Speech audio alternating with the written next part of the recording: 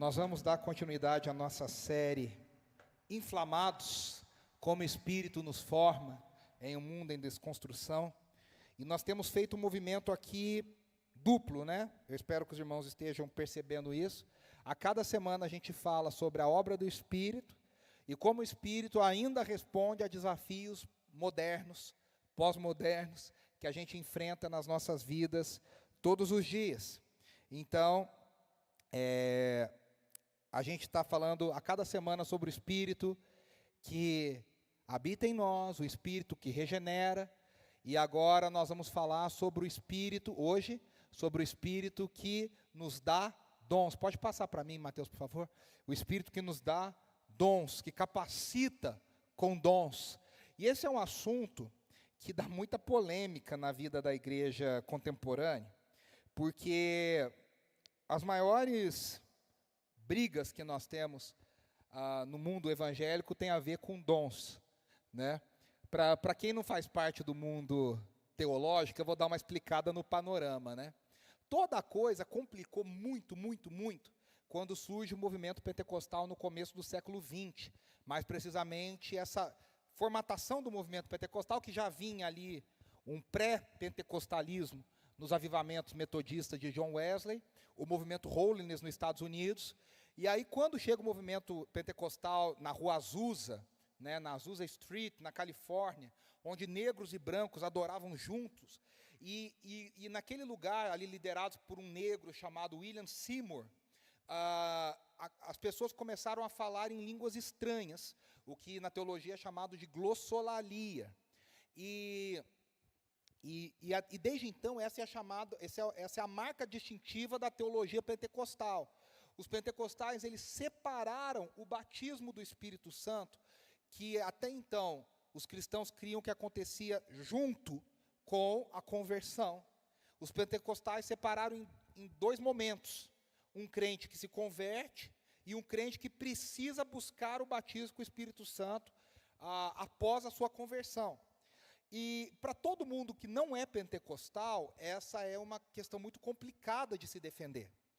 Porque todas as evidências bíblicas nos provam e nos mostram os textos bíblicos, os textos que Jesus fala sobre o Espírito, como os apóstolos falam sobre o Espírito, e a própria vida da igreja atesta que batismo e conversão acontecem no mesmo momento, né? E aí tem gente que fala assim, mas em Atos, os discípulos, os apóstolos já eram convertidos e eles receberam o Espírito depois. É verdade, mas ali foi uma exceção, foi um momento onde começou. A partir daquele momento, ninguém mais. Tanto que Paulo, em Atos 19, quando ele vai pregar em Éfeso, ele se espanta, porque as pessoas dizem ter conhecido Jesus e não receberam do Espírito. Para Paulo não faz sentido uma pessoa ser discípula de Jesus e não ser batizada no Espírito. Porque para Paulo, todo discípulo de Jesus precisa do Espírito para viver a vida cristã, né?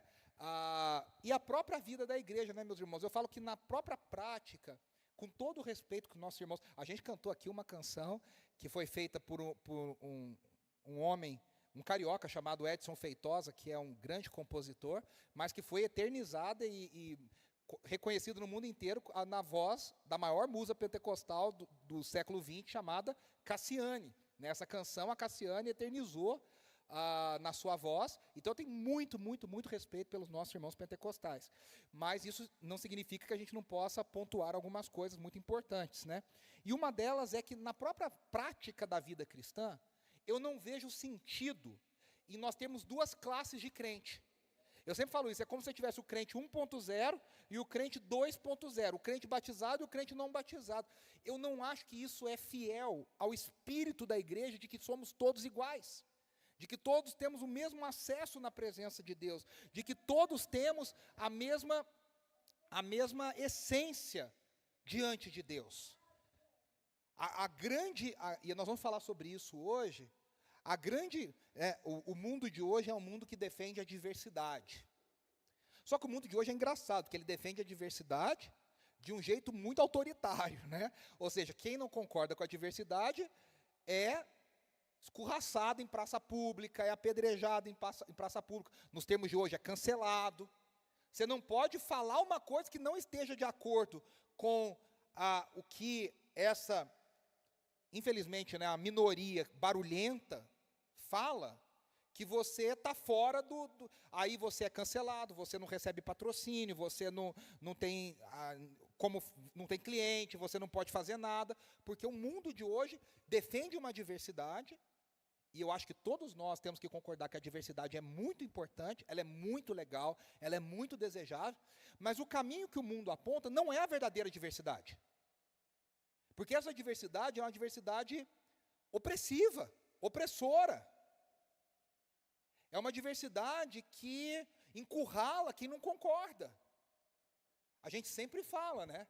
Se é diversidade, você tem que aceitar, inclusive, as opiniões contrárias à sua. E essa diversidade não aceita opiniões contrárias à sua. É uma diversidade meio forçada, goela abaixo, que a gente tem que engolir certas coisas. E o mundo de hoje está assim, está difícil e complicado para todo mundo, né? Quem trabalha aqui na área de marketing, por exemplo, sabe que tem determinadas regras que você precisa seguir, assim. Senão você não consegue nem vender o seu produto, você não consegue nem patrocínio, você não consegue, você tem que seguir determinadas regras, né? Você vai fazer uma campanha no Instagram, até com coisa de igreja, e eu acho isso muito saudável. Eu sempre falo para o pessoal, na nossa igreja a gente não tem, porque tem igrejas, né, vamos falar do outro lado, tem igrejas hoje que se especializam num perfil de pessoas. A nossa igreja é para casais jovens com filhos pequenos. Aí quem não é jovem com filho pequeno não se encaixa. Mas a igreja parece que é feita para aquele público. Não, a nossa igreja é feita para a classe AAA, de assim, assim, assado. Você vai em reuniões de igreja, de marketing, é assustador. O pessoal fala como se estivesse assim, vendendo um produto. Não, tem que definir a persona, quem que é o nosso cliente, e tal, e isso e aquilo. E eu sempre falo, a igreja é o lugar mais inclusivo do mundo, verdadeiramente. Aceita gente de toda a cor, a gente cantou isso no começo, né? De todas as tribos, povos e raças. Gente de todo jeito, de toda a classe social. Olha, infelizmente, a tua renda não permite você frequentar o nosso culto. Não existe isso na igreja. Se existe, é um absurdo. Se for assim, eu já peço licença aos irmãos. Né, é com a complicação. Né? Mas tem igreja que faz isso. Tem um cara mais pobre vindo, vai empurrando ele, vai empurrando, porque ele não é bem-vindo aqui. Porque a nossa igreja é uma igreja premium. Que a pessoa tem uma experiência instagramável. Que a pessoa ela vai colocar no Instagram dela e ela vai mostrar como a nossa igreja é chique, ela é legal, é descolada. E eu sempre falo para o pessoal da comunicação, a gente tem que mostrar a diversidade que existe na nossa igreja. Senhores e senhoras, pretos e brancos, gente casada, gente não casada, gente com filho, gente sem filho. A igreja de Jesus ela é diversa, né? E no mundo de hoje, que prega tanto diversidade, e é engraçado que, para essa agenda mundial, o evangelho é um problema, porque os crentes são cabeça dura, cabeça pequena, ignorantes, preconceituosos. Mas eu sempre digo, você quer conhecer a verdadeira diversidade, você quer conhecer o verdadeiro lugar onde as pessoas são aceitas? Claro, existem igrejas ruins. Acabei de falar aqui, é claro, existem igrejas opressoras. É claro que existe igreja que não é exemplo, mas a essência da igreja de Jesus é uma essência de pessoas diferentes, de todas as raças, de todas as classes sociais, que podem se unir debaixo do nome de Jesus. Essa é a verdadeira unidade. Essa é a verdadeira revolução do Espírito. Gente que nunca andaria junto, que Deus coloca para ser irmão em Cristo Jesus. Eu sempre falo, né? O Novo Testamento tem um exemplo gritante. Paulo resolve escrever para um cara que tinha um escravo. E ele fala, teu escravo fugiu, ele está voltando, só que tem um problema. Ele não é só teu escravo mais. Agora ele é teu irmão em Cristo. Você já pensou o que é isso, assim, na cabeça, assim, o cara é dono, né? Pensa na podridão da escravidão. A escravidão é sempre podre, mas no primeiro século não era aquela coisa degradante que a gente conheceu na dominação europeia sobre os africanos. Aquilo foi o horror do horror do horror. No primeiro século havia um pouco mais de dignidade. Mas o cara é escravo, ele fugiu e ele se converte enquanto foge. E aí Paulo fala, agora ele vai voltar, e ele vai voltar como teu escravo, mas ele é mais do que teu escravo. Ele é teu irmão em Cristo Jesus. Acho que esse cara leu a carta de Paulo e falou, o que eu vou fazer? Como é que eu vou cuidar desse? Como é que vai ser isso? Porque o Evangelho de Jesus Cristo é isso, ele quebra as hierarquias sociais. O Evangelho de Jesus, ele quebra as distâncias. O Evangelho de Jesus aproxima. Gente, tem algumas rixas no mundo. Eu tinha um colega que era coreano, no seminário. Mas, para todo mundo que não é oriental, a gente tem uma certa dificuldade em saber se é coreano, se é chinês ou se é japonês. Ou só eu tenho essa dificuldade, todo mundo. E aí, um outro colega nosso, bocão, né, menino, 18, a gente tinha 18, 19 anos, sem pensar, falou assim, eles estavam separando o time para jogar futebol. Aí ele falou, chama aquele japonês ali. Menino, esse coreano, ele era o menino mais educado, crente, tranquilo. Esse menino ficou possesso. E ele começou a gritar e falar, eu não sou japonês, eu não sou japonês. E ele começou a ficar bravo e queria bater no outro cara, ninguém estava entendendo nada. Aí quando ele se acalmou, ele falou, olha, é porque coreanos e japoneses têm uma rixa histórica, tem uma guerra, tem questão de morte, tem problema seríssimo. E aí ele mesmo falou, isso é uma coisa que o Evangelho ainda precisa me tratar. E eu já vi em outros casos, não nesse caso, e graças a Deus eu acho que Deus fez a obra na vida dele, também nessa área. Eu já vi em cultos, em conferências, em congressos, acho que muitos irmãos já viram, coreanos e japoneses orando juntos, clamando a Deus por um avivamento sobre os seus povos. Eu já vi árabes e judeus dando as mãos e clamando a Deus por uma visitação no Oriente Médio. Eu já vi gente que se odeia, os países, clamando a Deus juntos, por um avivamento, pela presença de Deus, por um toque do Senhor. Isso só o Espírito Santo pode fazer.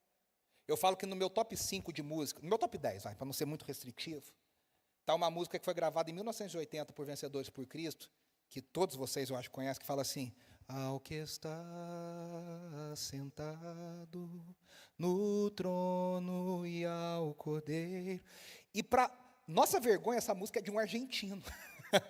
E eu falo, no meu top 10 tem uma música de um argentino, mas tem, porque o Evangelho é isso. No futebol é brincadeira, é legal a gente falar isso e tal, mas no Evangelho de Jesus nós somos irmãos em Cristo. Não há nada que nos separe. Essa é a verdadeira revolução da igreja de Jesus. E quando a gente fala dos dons, os dons foram feitos, nós vamos falar sobre isso, para unificar, para trazer unidade. E os dons muitas vezes trazem briga e separação. Então eu já falei dessa briga dos pentecostais. Aí do outro lado estão os reformados, falando que são cessacionistas. O que é um cessacionista?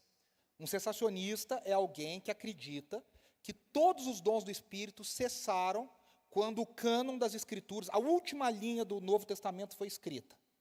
Eles acham que quando a última linha do Novo Testamento foi escrita, os dons do Espírito cessaram sobre a igreja. Tem os super cessacionistas, que acham que todos os dons cessaram, e tem os cessacionistas mais moderados, que acham que os dons revelatórios cessaram, mas que os outros dons continuam. E aí fica de um lado pentecostal para cá, cessacionista para lá, pode, não sei o quê. E às vezes a gente fica tão perdido nessa batalha, que a gente prefere nem tocar nesse assunto. Quem não é radical nem de um lado nem de outro, às vezes se tira da batalha para falar, eu não sei, essa briga está muito feia, e eu não sei muito bem o que eu acredito, então eu não vou dar muita importância. Só que os dons são parte importante, imprescindível, necessária da vida cristã. Fora os imaturos cristãos, os crentes imaturos, que usam os dons para se vangloriar. Como, eu tenho tal dom, né? Eu me lembro de uma vez que eu fui num lugar que o pessoal falou assim, passa longe daquela mulher que onde ela olhar para você, Deus revela tudo. Né? Aí a gente cria essas coisas na igreja, né? Fulano de tal, é o profeta, a profeta. Olha, aquele ali, ele pôs a mão, Deus cura. Olha, aquele ali falou, Deus acontece. E a gente usa os dons para gente se vangloriar. Você pode até pensar, isso não existe. É que vocês não conhecem os lados obscuros da internet evangélica do Brasil. Existe gente assim. Fulano de tal, profeta que leu seu RG. Existe.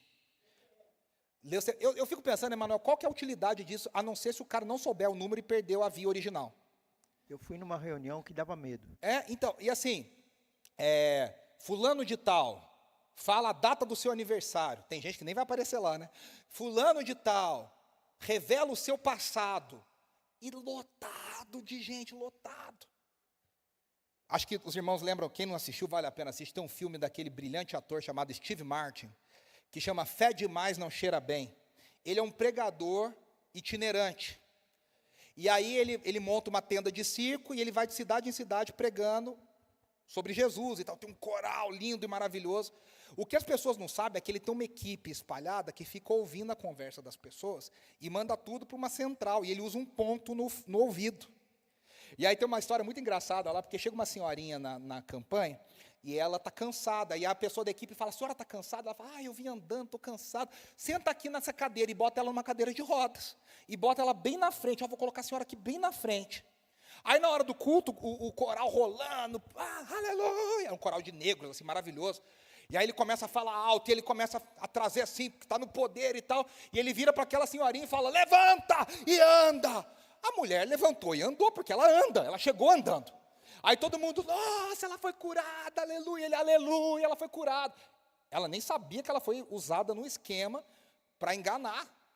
E aí, de repente, a equipe começa a falar, fulano na cadeira 2D, aí ele vai, brigou com o pai. Ele fala, olha, eu vejo que você está com problema na sua família. A pessoa já... E é engraçado, até o Fantástico fez uma matéria que prova isso. Quando a pessoa te dá um negocinho, você já entrega a metade que falta. A pessoa fala, eu vejo que você está com problema. Ai, está muito difícil lá em casa. A sua família, né? Minha família, meu pai, não sei o que. Aí depois a gente fala, nossa, ele acertou tudo. Não é que ele acertou tudo, é que você já entregou um monte de coisa junto. Você já foi adiantando o serviço. Existe muito picareta. Esses tempos atrás, uma igreja global, famosa no mundo inteiro, a gente canta várias músicas deles, tiveram que vir a público falar, fulano de tal foi tirado do nosso quadro de pastores. Sabe por quê? Ele era conhecido como o profeta da igreja. Sabe o que ele fazia? Ele fazia uma pesquisa online sobre as pessoas da igreja. Ele levantava perfil, rede social, não sei o que lá, aí ele chegava no culto e, de repente, o Espírito Santo dava uma revelação para ele.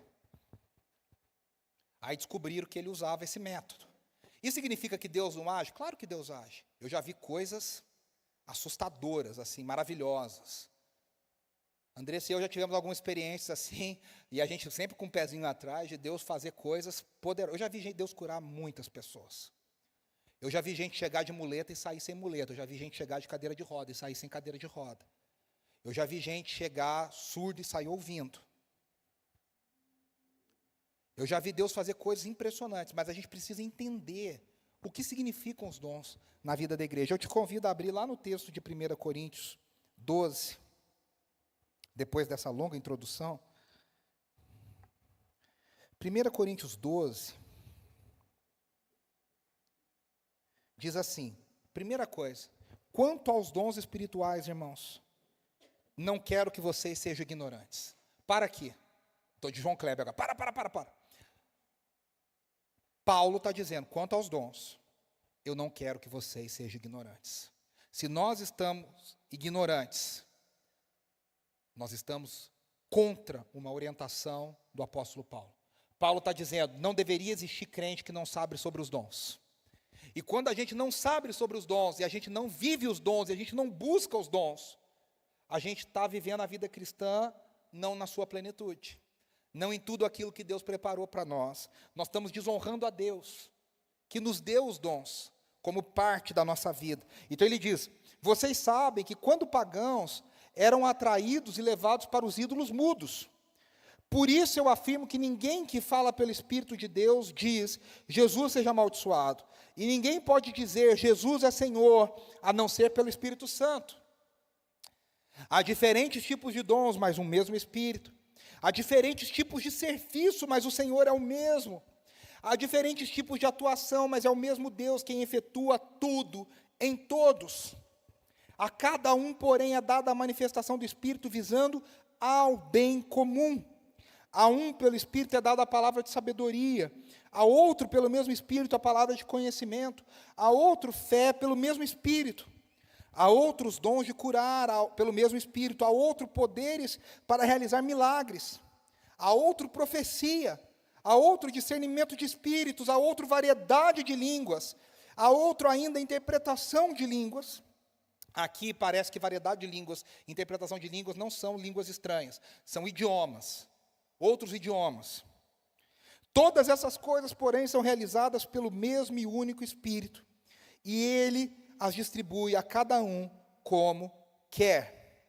Primeira coisa, meus irmãos, os dons são, um carismata na palavra grega, são dons gratuitos, são manifestações do Espírito, ligadas ao dunamis do Espírito, ao poder do Espírito. Então, são manifestações do Espírito, são presentes, tanto que em alguns lugares a palavra dom e presente é intercambiável, ela é usada pode usar tanto uma quanto outra, e elas são manifestações do Espírito para o bem comum. Paulo diz, visando ao bem comum. O que é isso? É como se Deus derramasse sobre agora quem é a habitação do Espírito, superpoderes espirituais. Só que a diferença é que a gente não controla esses superpoderes, a gente não tem uma chavinha que a gente liga e desliga, a gente não tem alguma aula que a gente faz para a gente aprender a essas coisas. Eu sempre falo, né? A diferença dos dons do Espírito para o ocultismo é que no ocultismo as pessoas buscam o controle desses dons. Nas forças ocultas, as pessoas buscam controlar esses dons. Nos dons do Espírito, a gente não controla, porque quem faz é o Espírito, quem ativa é o Espírito, quem nos dá é o Espírito. A gente aprende a lidar com o dom, mas a gente não consegue aprender ou controlar que hora que acontece ou não acontece. É Deus que tem a soberania total sobre a hora que esses dons são ativados ou não são ativados, na hora que eles se manifestam e na hora que eles não se manifestam. O fato é que Deus dá um presente, que é como se fosse lá no Super Mario, né, aquela capinha que ele voa, fica grandão, pula lá para pular na cabeça daquelas tartarugas malditas lá do Super Mario e tal. Deus nos dá esse superpoder para a gente poder viver a vida cristã de uma forma mais sábia, mais direta, de uma forma mais correta, objetiva. Só que esses dons, eles têm um propósito: a edificação, como diz o texto de Efésios 4, do corpo, para que todo o corpo seja abençoado, para que todo o corpo seja edificado, visando, como ele diz aqui, ao bem comum. No mundo tão individualista, a primeira coisa que a gente precisa dizer é: o dom não existe para você se gabar do seu dom, para você ser abençoado com o seu dom, para você se fechar num castelo e falar: olha que maravilhoso, eu fui abençoado com tantos dons. Não, o dom, ele só tem sentido se ele for vivido na vida em comunidade, em direção ao outro. Aliás, eu já vou dar um spoiler, que o dom do Espírito nunca funciona com a gente mesmo. O seu dom não serve para você. Eu nunca vi gente que tem dom de cura, falar assim: agora eu estou curado em nome de Jesus, e ser curado. Não funciona. Eu não posso dizer que nunca, porque vai que numa situação bem radical, no meio da floresta, no meio do mato, não tinha ninguém, Deus permitiu que alguém se curasse. Não sei, então eu não posso dizer nunca. Mas assim, via de regra, o dom não funciona. Eu nunca vi alguém que tem dom de aconselhamento sentar na frente do espelho e falar: pode falar que agora eu vou te aconselhar. Não existe isso. Você pode ver que quem tem dom de sabedoria, de aconselhamento, precisa de outro que também tem para ser aconselhado. Porque o dom nos leva em direção ao outro, ou deveria nos colocar em direção ao outro. Porque o dom é para a edificação do corpo, e os dons do Espírito são para o bem comum. O primeiro teste que você faz para saber se uma pessoa manifesta o dom do Espírito ou não, é: isso que a pessoa está manifestando abençoa o corpo? Edifica o corpo? Abençoa a coletividade? Ou provoca divisão, provoca raiva, provoca ciúmes, provoca inveja? É o primeiro teste que você faz. O dom que Deus coloca em nós é para abençoar. Jesus nos abençoou e Ele nos deu dons. Ele quer que a gente faça a mesma coisa com os dons que Ele fez. Os dons de Jesus, o que diz Atos? Jesus andava por toda parte, fazendo bem, destruindo as obras do diabo. O que Ele quer que a gente faça com os dons? Que a gente ande por toda parte, fazendo bem, destruindo as obras do inferno. Essa é a primeira coisa. Esse carisma de Deus, esse carismata, esse presente, essa manifestação, é para que a gente seja bênção na vida de alguém. Para que a gente possa abençoar alguém. Para que a gente possa ajudar que a pessoa que está do meu lado, seja meu pai, meu irmão, meu marido, minha esposa, meu amigo, minha amiga, se pareça mais com Jesus. Consiga viver mais parecido com Jesus. Esse é o fundamento para que os dons existem. Os dons existem para isso. E aqui fica muito claro, pela linguagem de Paulo, é o segundo fundamento, que quem dá o dom é o Espírito. Quem distribui é Deus. Se você não gostou, reclama no saque celestial. Quem escolheu foi Deus. A gente tem a síndrome de ser humano que é sempre querer o que é do outro. Você ganhou um dom, mas você não quer o que você ganhou, você quer o do outro. E quando a gente faz isso, nós estamos desonrando a Deus. Porque Deus nos deu. Gente, isso é o básico, né? Se a pessoa te dá um presente, você fala para a pessoa, obrigado, mas eu vou trocar. De uma certa forma, você está... Tem gente que lida com isso melhor, tem gente que não lida tão bem, mas, de certa forma, você está diminuindo o presente. O melhor dos mundos é quando você dá um presente e a pessoa fala, nossa, adorei. Agora imagina Deus que te conhece por todos os lados, Deus que sabe tudo da sua vida, o Deus que te fez, Ele escolhe o presente que vai te dar e você fala, legal, mas eu queria outro. Deus sabe o que a gente precisa. Deus dá o dom perfeito para cada um de nós. Então, aqui já tem um pacote de mais 2 fundamentos. É Deus que dá, é Deus que distribui. E a gente precisa ficar feliz com o que a gente ganhou, porque senão a gente está desonrando a Deus. A gente precisa aceitar o que Deus nos deu. Senão nós estamos desonrando a Deus.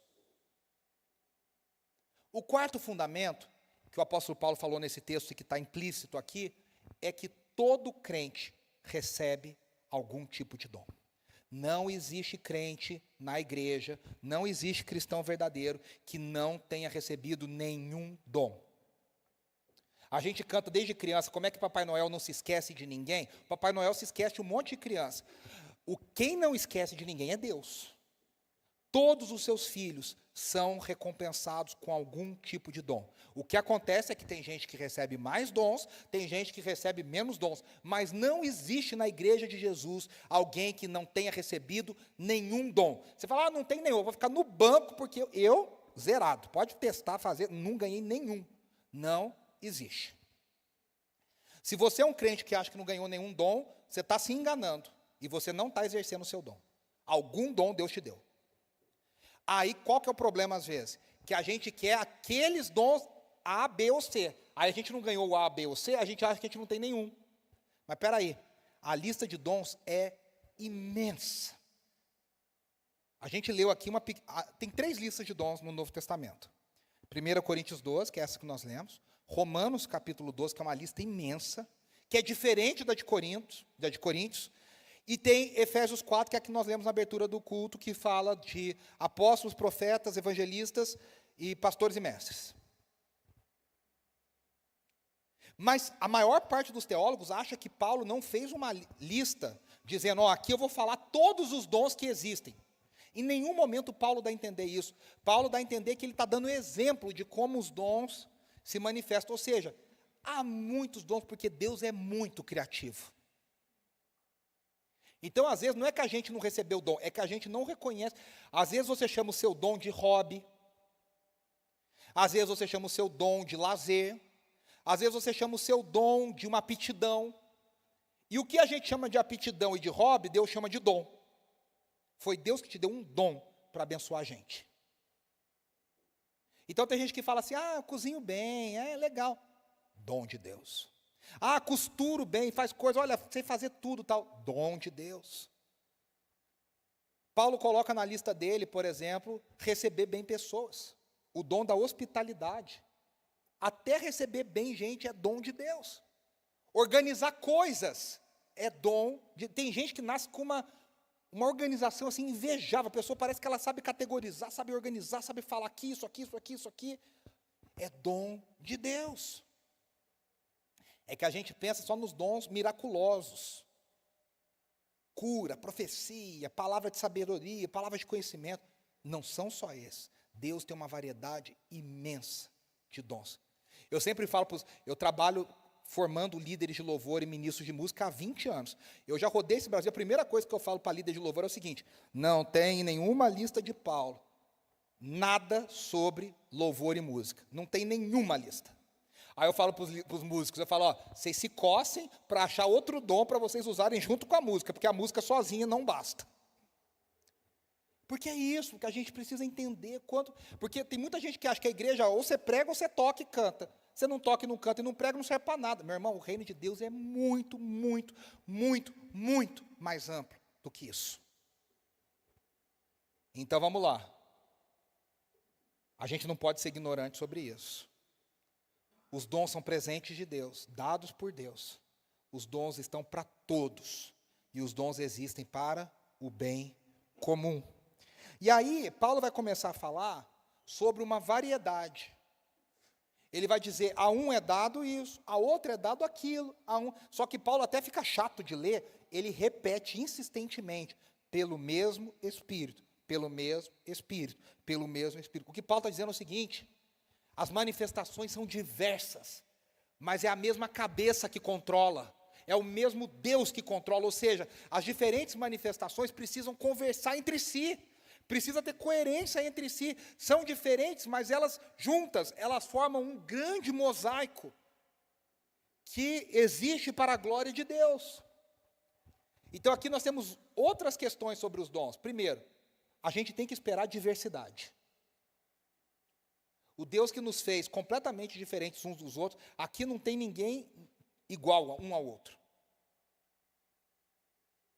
O Deus que criou cada pessoa singular, é o Deus que tem a capacidade de dar dons singulares aos homens.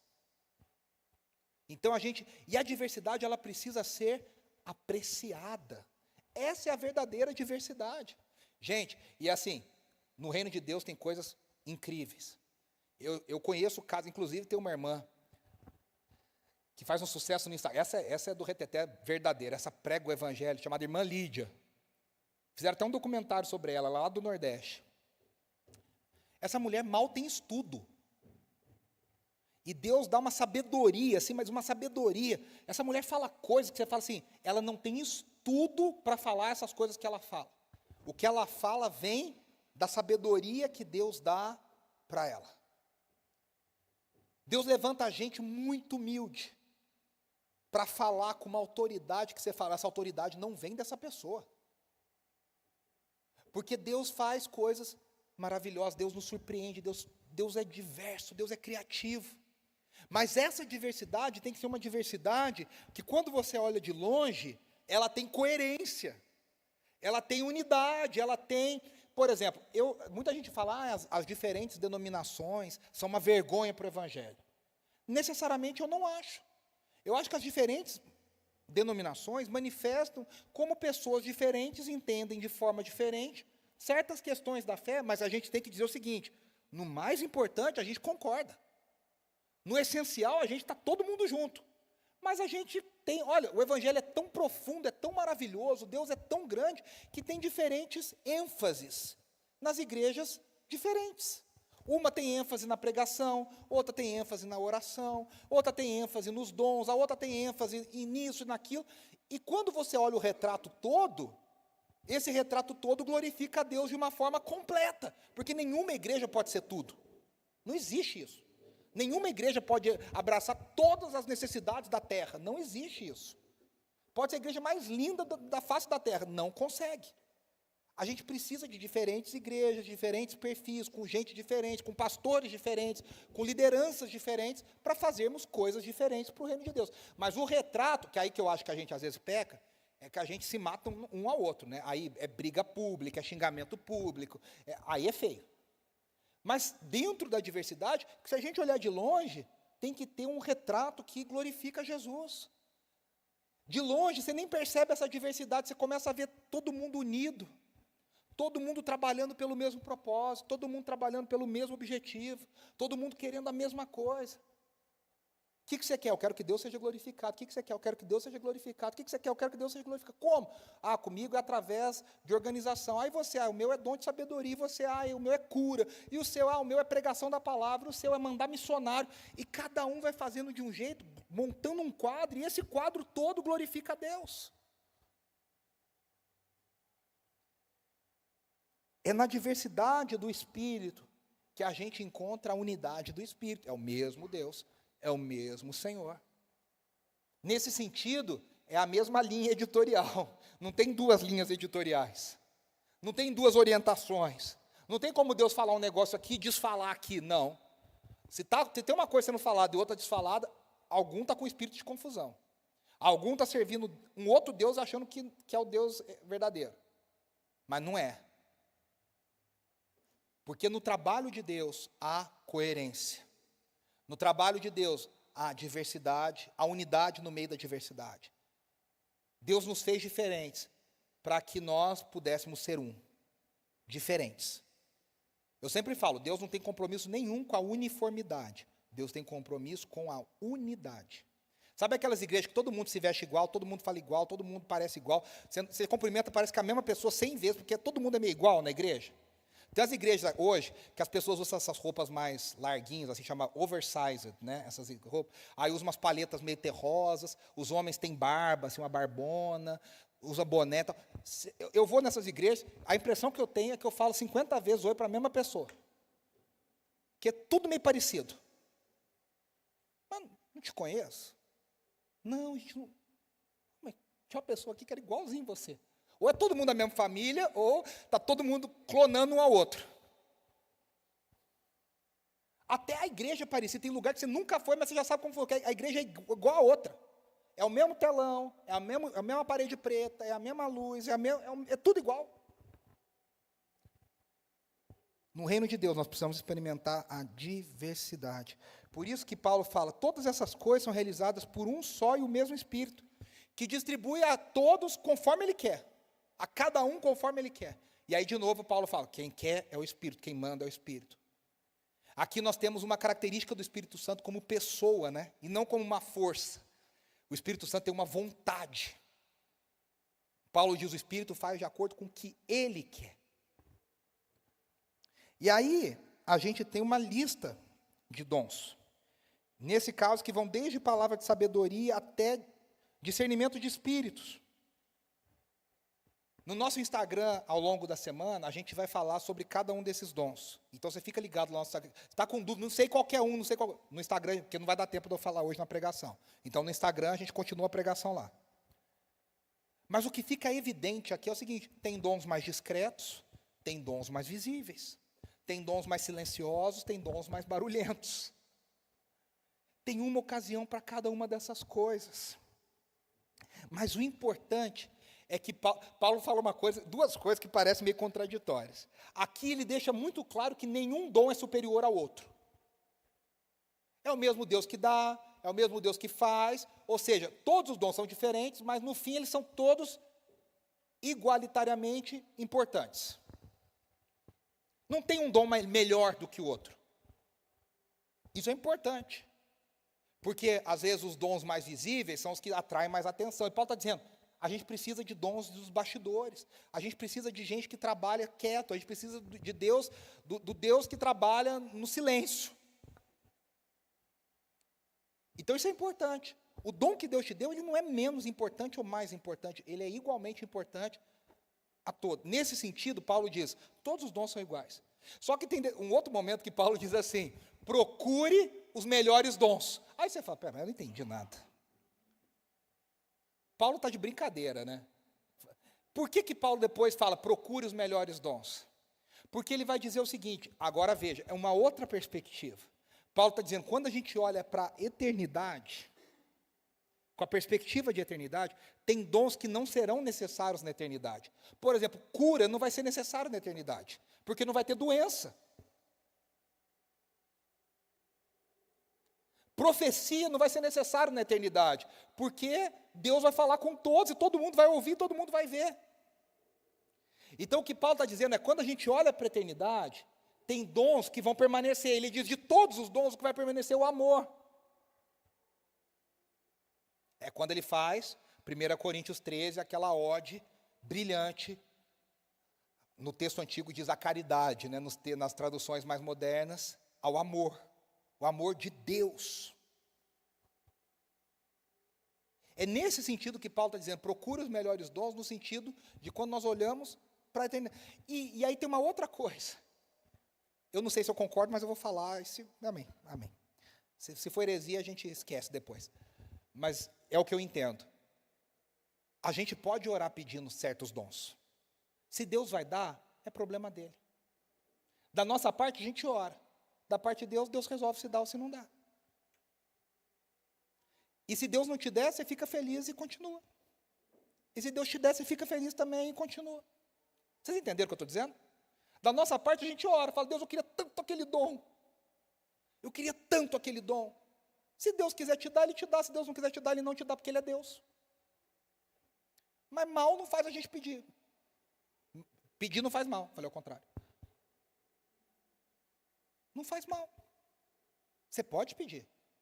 Eu acho que Paulo está falando dessas duas perspectivas. Você quer orar? Você pode orar. Você quer pedir? Você pode pedir. Deus conhece o teu coração. Deus sabe a intenção do nosso coração. Se a gente está pedindo para se mostrar ou se a gente está pedindo para servir. Se você estiver pedindo com o coração zeloso para servir, eu acho que Deus pode olhar e falar, eu vou te dar. Deus pode olhar também e falar, lindo, maravilhoso, mas não vou te dar outra coisa. Porque tem aquela canção que a gente canta, né? Deus sabe o que vai dentro da alma. Deus conhece o que está dentro do nosso coração. E Deus sabe o que a gente precisa, sem que a gente saiba o que a gente precisa. Mas é Deus que dá. Então, meus irmãos, caminhando para o fim, a cultura contemporânea, que fala tanto em inclusão e autenticidade, muitas vezes isso na prática significa, vou reduzir as diferenças. E vou fazer todo mundo ser igual na diferença, ou seja, é estranho. É uma diferença forçada, é uma diferença reduzida. No Evangelho, Deus conhece cada um, Deus dá dons para cada um de nós, Deus nos desafia. E aí nós temos um desafio. A parábola dos talentos, ela não fala exatamente sobre isso, mas ela se aplica aqui também. O Deus que dá é o Deus que quer ver a gente usando. Quer ver a gente exercendo, quer ver a gente honrando o dom que Ele nos deu. Na parábola dos talentos, um ganha 10, outro ganha 5, outro ganha 1. E eu não sei explicar, tem gente que Deus dá 10, tem gente que Deus dá 5, tem gente que Deus dá 1. Mas veja que na parábola dos talentos, a fidelidade que Deus espera dos 3 é igual. Ele não fala, você que ganhou 1, fica de boa que eu não estou nem esperando nada, porque você é café com leite. O Senhor não faz isso. Ele cobra igualmente do de 10, do de 5 e do de 1. Isso significa, meus irmãos, que do nosso lado, a gente tem que olhar para aquilo que Deus colocou na nossa mão. E a gente tem que ver o que Deus espera, o que nós estamos fazendo com o que Deus nos deu. E o que Deus espera de nós. Eu queria chamar o pessoal do louvor aqui, queria chamar o Stanley, o Henrique, o Arthur. Da nossa parte, a gente tem que falar para Deus assim, Senhor, como eu posso te honrar com aquilo que o Senhor me deu? Não importa se é 10, não importa se é 5, não importa se é 1. Como que a gente honra a Deus com aquilo que Deus nos deu? Eu quero terminar com uma aplicação que faz tempo que eu não falo, mas eu sempre falava ela. Não fui eu que criei, mas eu sempre falava ela, eu acho muito, muito interessante. A gente tem uma tendência de achar que a gente não tem o que a gente precisa para fazer determinada coisa. Senhor, eu não faço porque eu ainda não tenho isso. Senhor, eu não faço porque eu ainda não tenho aquilo. Senhor, eu não faço porque eu ainda não tenho aquilo. E essa ilustração, ela é muito feliz quando ela diz, a Bíblia não concorda com a gente nesse sentido. Quando Deus quis usar Moisés tentou dar um monte de desculpa para Deus de que ele não podia falar, que ele não podia isso, que ele não podia aquilo, que ele não podia aquilo. Deus falou para ele assim, o que você tem na sua mão. E Moisés tinha um cajado de pastor. E Deus falou para ele: joga o cajado no chão. E aquele cajado virou uma serpente. Moisés depois pegou, virou um cajado de novo. Com aquele cajado de pastor, Moisés abriu as águas do Mar Vermelho. Com aquele cajado, Moisés tocou nas águas e se tornaram sangue. Com aquele cajado, Moisés tocou na rocha e as águas se tornaram doces. Com aquele cajado, Deus fez muitas coisas na vida de Israel através da vida de Moisés. Muitas vezes a gente fala para Deus: eu não tenho isso, eu não tenho aquilo, eu não tenho aquilo outro. Essa semana eu vi um pastor falando para pastores: a gente está muito preocupado quantas pessoas vão no nosso culto, e a gente não olha para as pessoas que já estão lá. E isso nos desafia, meus irmãos. A gente fica sempre pensando no que a gente não tem. Não tem um 100, quando tem 100 quer 200, quando não tem 200 quer 300. E os que Deus já deu? E o que Deus já colocou na minha mão? E o que Deus já colocou nas suas mãos?